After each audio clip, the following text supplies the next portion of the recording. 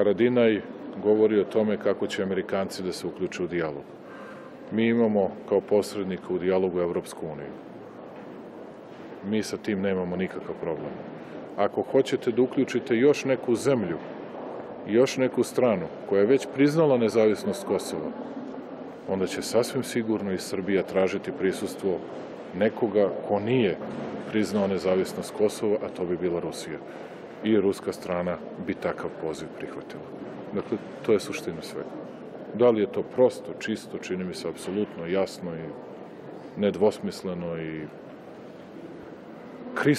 kristalno čisto, kao suza. Ukoliko hoćete nekog dodatno da uključite, ali još nema priča o tome da se neko dodatno uključi. To se sad, dakle, naše je bilo da pitamo, jer vidim da albanska strana svakoga dana insistira na uključenju Amerikanaca. Nema problema, oni traže. Niko to nije odobrio i niko ništa po tom pitanju nije rekao. Ako bi neko rekao moraju da uđu Amerikanci, ako bi morali da uđu Amerikanci, morat će da uđu još neki.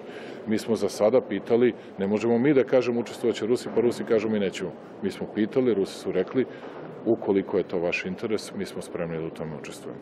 Ali za sada jedini facilitator, jedini posrednik u razgovorima Evropske unije.